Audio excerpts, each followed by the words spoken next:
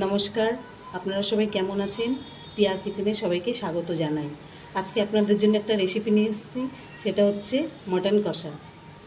সবার আগে আপনারা দেখুন, এই যে মটন নিয়েছি আমি, যে মটন,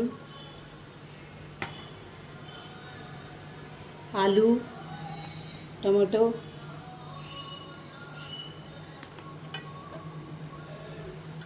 পেঁয়াজ কুচি, লঙ্কার গুঁড়ো, হলুদ, গোলমরিচের গুঁড়ো, জিরের গুঁড়ো, আদা, রসুন আর শুকনো লঙ্কার পেস্ট।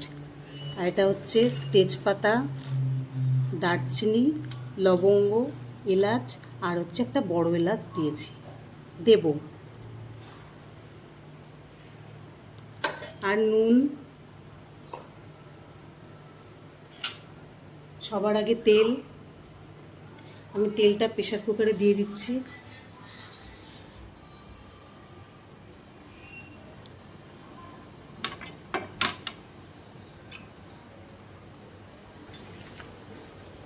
তেজপাতা, বড় এলাচ, দারচিনি, ছোট এলাচ আর লবঙ্গ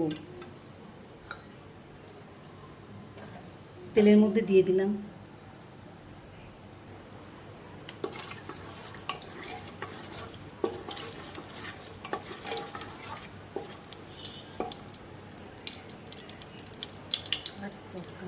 তেল গরম হয়ে গেছে, এবার আমি পেঁয়াজ কুচিটা দিয়ে দেবো।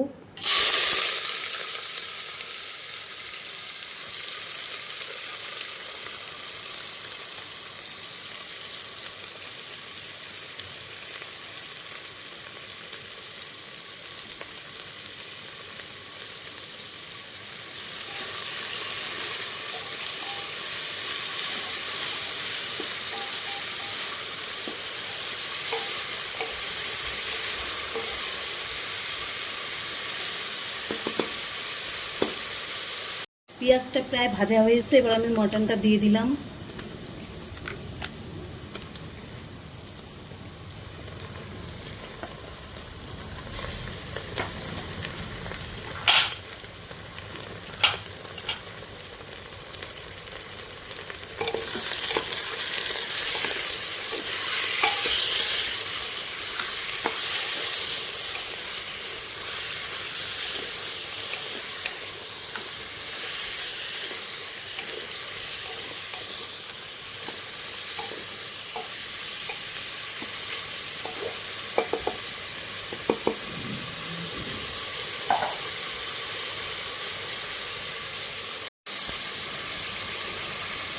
আদা বাটা, রসুন বাটা আর শুকনো লঙ্কা বাটাটা দিয়ে দিলাম।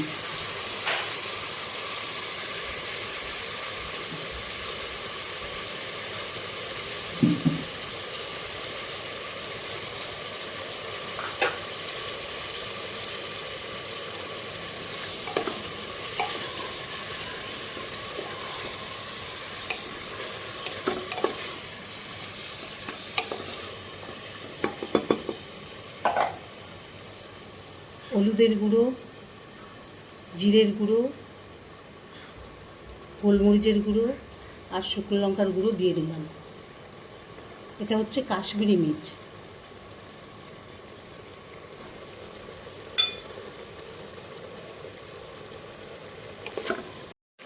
টমেটোটা দিয়ে দিলাম।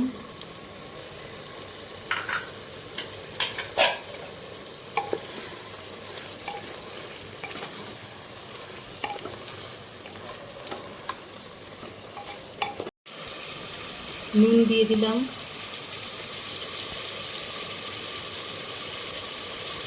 আলুটা দিয়ে দিলাম।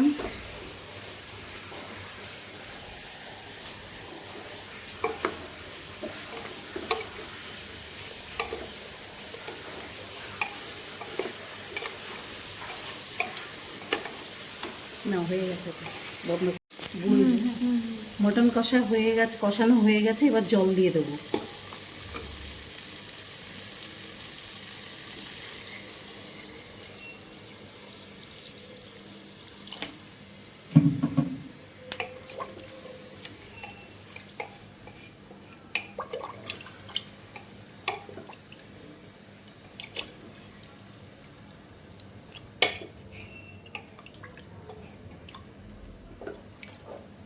বন্ধ করুন। আপনারা এরকম ঝোলও রাখতে পারেন মাটনের। এই যে আলু, পাতলা ঝোল, অনেকে পাতলা ঝোল পছন্দ করে। এই যে, আর এটাকে আপনারা যদি পাতলা ঝোল না খান তাহলে এটাকে শুকিয়ে নেবেন, মানে টানিয়ে নেবেন, গ্যাসের মধ্যে রেখে একদম কষা বানিয়ে নেবেন। খানিকক্ষণ গ্যাসে বসিয়ে নিন। মটন কষা হয়ে গেছে, দেখুন।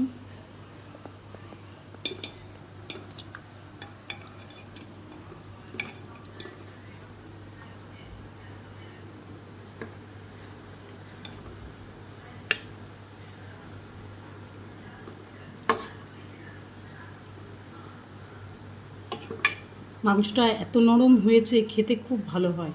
আপনারাও একটু বাড়িতে বানিয়ে দেখবেন, এরকম করে বানিয়ে খেয়ে দেখবেন, খুব ভালো লাগে খেতে। মটন কষাটা হয়ে গেল পুরো, দেখুন কেমন হয়েছে, ভালোই লাগছে দেখতে। আপনারা সবাই ভালো থাকবেন, আর লাইক শেয়ার সাবস্ক্রাইব করে দেবেন আমাকে।